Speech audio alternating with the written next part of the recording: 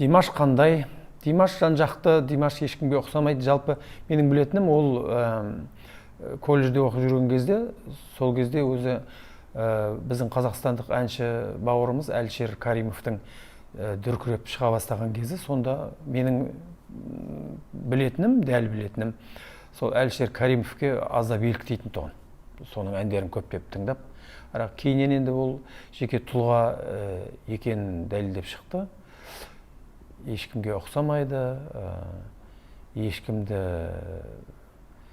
тыңдамайды. Мына өнерге байланысты келген кезде ол енді үлкен кісілерді тыңдап сыйлайтын ешқандай сөз жоқ. Бірақ енді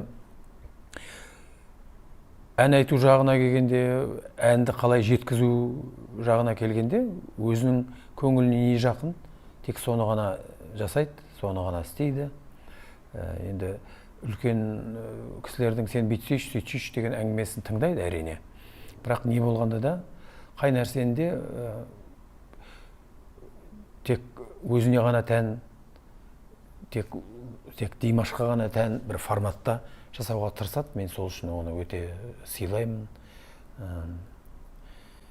Димаш қандай дегенде, Димаш өзіміздің Димаш қой, өзіміз білетін, үлкеннің алдын кесіп өтпейтін, қарапайымдылығымен ерекшеленетін. Мен ойлаймын, сол жалпы осы кезге дейін мен талай өнер жұлдыздарын көрдім. Менің байқаған нәрсем, адам талантты болған сайын қарапайым болады екен. Солардың қатарында қазір Димаш, мен сол үшін өте қуанамын. Өзгеріп кетпесе екен деген тілектер айтылып жатады халық арасында. Мен білетін Димаш болса, ол ешқашан өзгермейді, осы қалпында қалады деген сенімдемін. Осыған дейін айтып жүргенімде, енді Димаштың ата-әжесінен бастап Қанат, Светаларды мен осы Ақтөбеге келгеннен бастап танимын. Өздеріңіз білетіндей, Света менің классымда оқыды, Ақтөбе педагогикалық институты. Ол кезде менен сол вокалдан білім алды. Димашты жалпы кішкентай кезінен білем, 6 жасынан бастап біздің Ахмет Жұбанов атындағы музыка колледжінің балалар студиясына келіп сабақ алды, оқып жүрді. Енді кейіннен оқуға барам, қайда барам деген кезде енді ол шешіліп қойған сұрақ болды. Не болғанда да сол таңдағаны, өзінің қалағаны өнер болды ғой. Негізінде өзі шынын айтсақ, Димаш 9-шы классты бітіргеннен кейін Астанадағы өнер университетінің колледжіне барам деп шешкен. Бірақ енді қай ата-ана өзі балаларын, әсіресе біздің қазақ, біз өзі бір жаққа жіберуге баланы үнемі бір тайсақтаймыз ғой, шамалы, қорқамыз ба, жүрексінеміз деген сөз дұрыс шығар. Екіншіден енді өзі бір жерде орнығып ұзақ отырмайтын, қолда-аяққа тұрмайтын адам болғаннан кейін Димаш сол жағынан да сол жағында ойлады өзі, ата-аналар деп ойлаймын мен. Көз алдымызда жүрсін шамалы, жаңағы ес жиғанша деп. Сол енді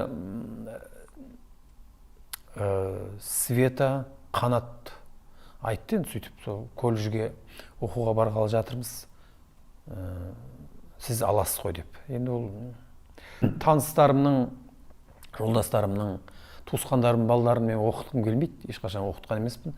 Жалғыз сол Димаш, өйткені оның жауапкершілігі, қай баланы да оқытылған кезде өз жауапкершілігі үлкен ғой. Бірақ енді араласып жүрген адамның баласын оқытқан тіптен қиын сияқты мен үшін. Жауапкершілігі үлкен. Өзі қорықтым мен де, шынымды айтайын, алғаш келген кезде. Не болады, бір нәрсе шыға ма, шықпай ма деген сияқты. Бірақ енді Құдайға шүкір, 4 жыл мен болып, әжесі Миуа апамыз болып, Қанат, Света болып оқытып шығардық қой Димашты. Жаман болмаған сияқты, барлық өздеріңіз көріп отқандай. Бір айтатын нәрсем, енді басқа бір баланы мақтап, маңдайынан 10 рет сипайтын болсам, Димашты тек бір ақ рет қана сыйпайтын тұғым, мен соны айтам. Бірақ енді соны оныма еш өкінбеймін. Сол жаңағы қысыңқырап ұстағанның да бір пайдасы тиген шығар осындай жағдайға жеткеніне деп ойлаймын өз басым. Енді оны Алла біледі. Жасөспірімдіктен жігіттікке өтейін деп тұрған шақ, сондықтан да алып ұшып тұрған кез, бірге оқыған жолдастарымен төбелескен де кездері болды. Сөйтіп директордың алдына барған кезіміз де болды. Енді ол заңды құбылыс, онда тұрған ештеңе жоқ деп ойлаймын. Таңғы сабақтар бар ғой, 7:55-тен басталатын. Сондай сабақтарға келмей қалады кей кезде, ұйықтап. Не себепті келмей қалатынын мен білемін, ол түнімен студияда отырады, сөйтіп таңертең ойын алмай қалады. Содан жаңағы тәрбие жөніндегі завучымыз Айман Дауытқызы апамыз маған телефон соғады. Ойбай, ана Димаш жоқ тарихта немесе математикада деп. Содан мен Димашқа телефон соғудың пайдасы жоқ екенін білем да, бірден Миуа апамызға телефон соғам. Ойбай, міне жақта қырылып жатыр, жойылып жатыр, Димаш жоқ деп. Содан сәлден кейін, бір 10-15 минуттан кейін шаштарының бәрі жан жаққа қарап, бүйтіп түймесі айқұш-ұйқысы салынып, алып ұшып келіп тұрады Димаш. Сонда сол Миу апамыздың бір айтқан сөзі есімде менің, бір рет сол. Жаңағы сөйтіп айтып жатсам сол, ана сабақты жіберіп жатыр, мына сабаққа бармайды екен деген сияқты. Сөйтсем, апамыз айтады ғой, Маратжан, енді сен болып, біз болып, әйтеуір осы оқуды бітіртейік деп сөйтіп айтатын апамыз. Енді мына осы өзінің өнерінің барысында өзі жұрттың әсіресе осы қытайлықтарға қатты ұнаған сияқты осы фальцет әдісін көп қолданатыны. Менің бір байқағаным, өзі Қытай халқы жоғары дауыстарды өте жақсы көреді. Ол себебін мен енді білмедім, не себепті олай екен. Өте жоғары айтатын дауыстарды. Сол фальцетпен әуестеніп жүрген кезі мен енді тым жаңағы қатты соған көңіл бөлгенін қаламаймын. Өйткені енді ол мына академиялық бағдарлама, соны не болғанда да ол тәмамдау керек қой. Сосын ана дауыс шығатын жаңағы голосовые связки дейді, дауыс байламалары, соныңа зиян келеді деп жаңағы рұқсат бермеймін. Содан мен колледжге кіріп жатқан кезде ол сол ана 3-ші қабаттағы біздің класста сол шыңғырып жатады фальцетпен. Сол енді ол қайдан еститінін білмеймін, қалай оған жететін. Сол менің кіргенімді біледі, бұл қалай келетінін, соны бір сұрайым деп ұмытып кете берем. Содан мен кірген бойда бірден ана тоқтатылады жаңа шыңғырған дауыс. Сөйтеді да 2-ші қабатқа көтерілген кезде андай жерден бүйтіп жаңағы Димаштың зытып бара жататынын көремін да, сонда енді мен сөйлейді деп сол ойлайтын болу керек. Ол да бір өзінің бір үлкен сыйлағыш тәрбиелігінің белгісі шығар деп ойлаймын енді.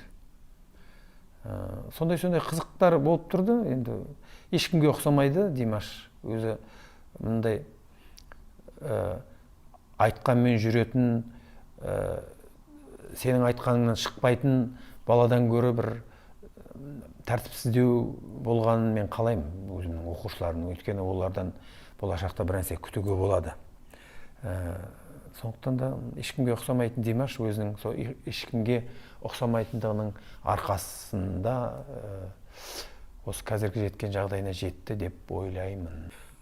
Құрметті достар, құрметті жерлестер, ақтөбеліктер, құрметті бүткіл Димаштың жер бетіндегі жанкүйерлері, фанаттары. Бүгін біздің Димаштың туған күні. Димаш 27-ге толып жатыр. 27 дегеніміз былай ойлап қарасаң, аз да емес, көп та емес. Осындай жасына қарамай, анау-мынау адамның өмір бойы жете алмайтын үлкен биіктерін бағындырып жатыр біздің Димаш. Осы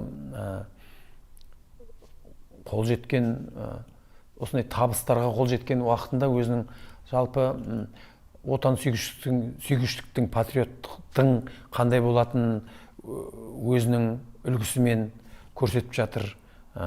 Тәрбиеліктің қандай болатынын көрсетіп жатыр. Жалпы бүткіл қазақ жастарына үлгі деп есептеймін мен Димашты. Енді ең бірінші тілек, денің сау болсын, даусың ешқашан талмасын, шаршамасын деген тілек айтқым келеді. Ешқашан өзгермейтініңе мен сенімдімін. Сен маған айтқансың, сол Американың бір үлкен концерт залына барып концерт берсем деп. Ол арманыңа жеттің, орындадың.